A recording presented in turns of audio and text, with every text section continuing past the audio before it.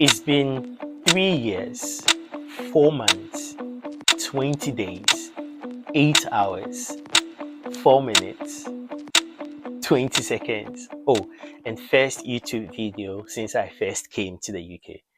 What a journey it has been, guys. If I had a child when I came to the UK, he would probably be in preschool by now. He'll be in Project Mbappe already.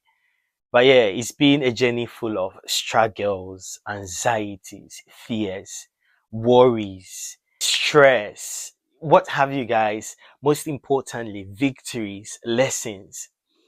I've always wanted to share these experiences, but my mind gave me a gag order not to speak, but to keep it to myself and endure or enjoy it. But at a point, I knew I'll be doing you, my wonderful 25 subscribers. Guys, please subscribe. And myself agreed to this service by not sharing these experiences. But the gag is off, guys. I'm going to speak. So you are in for a wonderful experience on this channel. Stick and stay.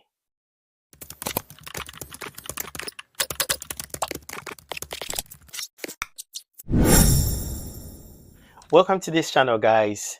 My name is Caleb.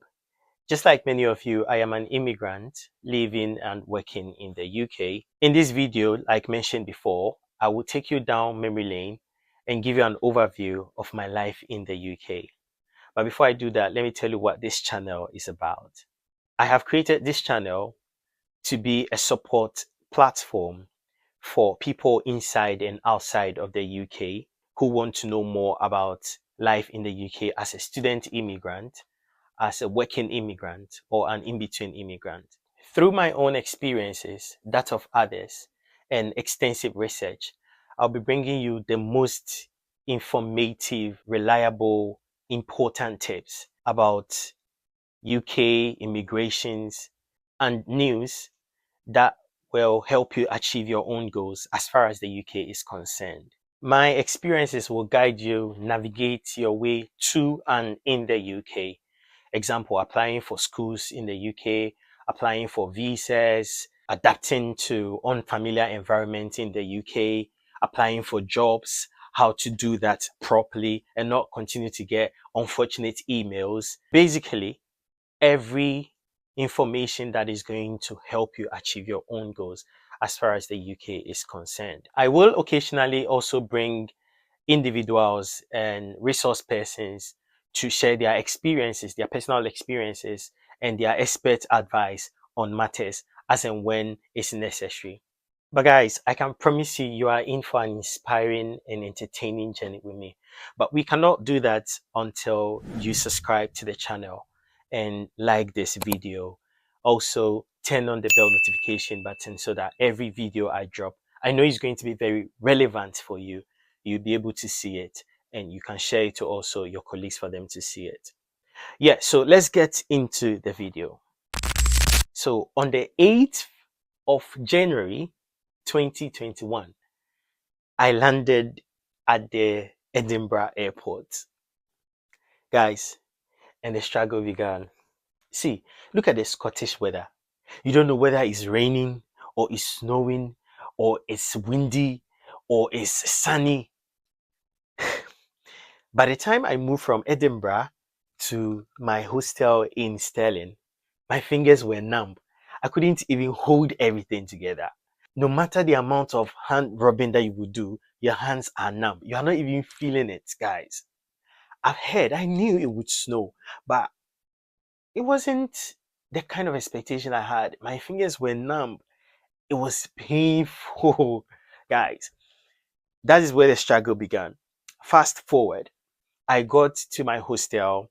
I quarantined because this was the COVID period. I quarantined for 10 days. After the 10 days, lectures began. We started learning. Everything was fine. But guys, for 4 months, I had no job.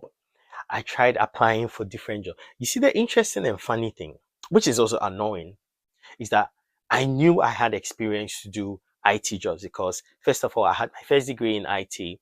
I did my national service in Ghana before I came. And when I was doing my national service, it was an IT related role. I was doing my master's in an IT field. So the least I expected, the least I would ask for is that give me entry level. Now, for context, let me put this into the proper perspective. Let me put this in the proper context. To be fair, I was super lucky to be on a scholarship for my master's program, right? So finding a job wasn't really necessarily the main reason wasn't for money, but I just wanted to get UK experience on my CV so that I'll be able to build my UK career properly. But I needed the money also because who doesn't, right? Because the scholarship money came in tranches. And when they were not coming, I needed to sort myself out here and there. So I have a mantra when it comes to job applications. And my mantra is go for security first and then go for dignity. Now, what I mean by go for security and dignity is when you realize you need money, you really need money, go for any job at all. Secure yourself first with any job at all. That will give you constant income, right?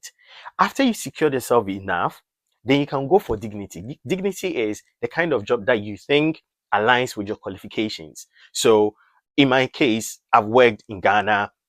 I have an IT degree. I'm doing an IT master's in an IT course. So I thought that if they don't give me dignity, at least give me security, right? But guys, forget about what you're thinking. Even cleaning jobs were bouncing me. Now, I don't look down on any job because when you travel, when you're in the UK, any job pays, right? You will be able to sort yourself out one way or the other. That's what I'm saying. Go for security first and then you go for dignity. But the jobs were not even securing me, let alone to dignify me, right? It was very difficult, a very difficult 4 months. Now, long story short, after 4 months, I was able to secure some two menial jobs. So I did one and I stopped that and I went to do another menial job. And eventually, I landed a close to dignified job, which is, I think, dignified also, I would say.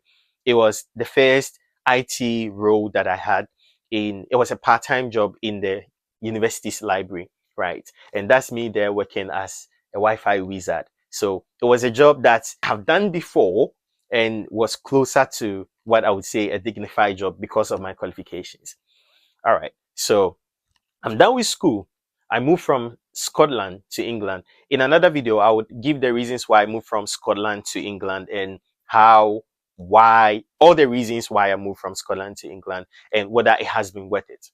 I moved from Scotland to England because there is no job for me in Scotland because the work I was doing in the library was a temporary job only for students. And I'm done with school, so there is no job. I now need to find new jobs in England. Because there is no job, the scholarship has ended, there is no money coming in. So no job, no income, no ability to pay rent. So I was lucky enough then again to be with a friend who accommodated me for 3 months. And wherever you are, God bless you so much, Popo. For the 3 months that I was there, because I was applying for jobs, I keep getting, unfortunately, emails. You send emails or you send applications. By the time you wake up in the morning, you are hoping that there is a positive feedback. By the time you check in your emails, you see, unfortunately. It was so frustrating, to be honest. At a point, I even thought of going back to Ghana. I called my brother. My brother said, "Don't step here. Don't come here. What are you coming to do?" Right? But he would occasionally send me money. And this is another difficult moment that many people that go through this don't talk about. And I understand because I'm not the only one that has been in this position, but this is my story. So I know a lot of people that have experienced this would also relate to this. Somebody who is in the UK, arguably, being in the UK and somebody being in, say, Ghana or Nigeria, you are supposed to have a better life than that person, right? But here am I calling Ghana that I want to come back because it's hard here. I'm not finding any jobs. And they're sending me money. It feels almost embarrassing. But this is the reality here in the UK that many people go through. They don't talk about it because it feels like there is that notion that, okay, when you travel, you are making it. So why are you calling us? Right. Then again, this is my story. And I'm not saying that everybody that comes to the UK goes through the same problem. Some people come to the UK and instantly they get jobs. But I am so certain that this story of mine is the same for many other people. Okay. So for the 3 months that I was not finding jobs in the UK, staying with my friend, I was just going by applying or doing online service. Maximum, I could earn £35 per week from it, right? So I was doing online service from Click Workers and Prolific. You do service, and the maximum you can earn from these online service per week, see per peak week, will probably be around £35. Imagine earning about £140 per month. What would you do with it? £140, because every week is 35, 35, 35, 35. But that was a phase that was not very good. But we passed through, right? Fast forward, I was able to secure another menial job because now I'm back to the whole mantra security and then dignity. Because as at that time, I was applying for any job, whether to secure myself or to dignify myself. And I was lucky to get a warehouse job with Amazon. And I would say that was for security purposes because that was not the kind of job that my qualifications really aligned with. I didn't see myself doing that kind of job for even a year. But because I needed money, I went for Amazon warehouse and I was doing it. Now, luckily enough, few weeks after joining Amazon, I was able to secure a dignified job with, as an IT analyst. But because I needed money, I decided to do these jobs together, these two jobs together. So I was doing the warehouse job at night and I was doing the IT job at day. It was the most stressful moment of my life in the UK because the context is that I need money to apply for postgraduate visa. And my current visa, which is the student visa, is expiring. If I do not get enough money to apply for the visa, when it expires, I'm exiting the UK. And that is not my plan. So I will do this work, Amazon work at night, hurry, come back home, shower, dress up, run to the train station, sit on the train, sleep on the train, get on one train station, get another train, sleep on the train, get to my destination, walk to the next work, come back home, repeat the whole process. That was about 3 months of tiredness. At a point, I was having headaches and I would occasionally sleep at work and my bosses wouldn't understand because like, what's happening? Don't you sleep? And I had a boss that was supportive, especially the IT one. But for Amazon, the supervisors will be just chasing you. Where are you? Where have you been? It's been about 20 minutes. We've not seen you. Where are you? Like, I had to go, you know. But I'm not proud saying all of these. I'm just saying that it was a dark moment where I had to do any legal thing possible to secure myself out of that struggle, right? And many people in the UK, many immigrants go through this story I'm telling you. So I am not unique talking about this. Now, long story short, after securing my graduate visa, I decided to quit the Amazon work because nobody could really do that work to the two of them for long. I had to stop and then secured the IT job only, focused on building my career, and that has been the story, guys. It's been a roller coaster of a journey, but I am here because there has been a lot of people that supported. There has been a lot of prayers, a lot of perseverance, a lot also of information. Talking of information, guys, this is a channel that will be very useful for you. I need you to stick and stay. I'll be bringing you a lot of tips for job applications, for visa applications. If you're an international person who wants to come to school in the UK, I will be able to support with any information and guidance. I need you to stick and stay also because I'll be bringing resource persons to interview to give you information about whatever that is trending.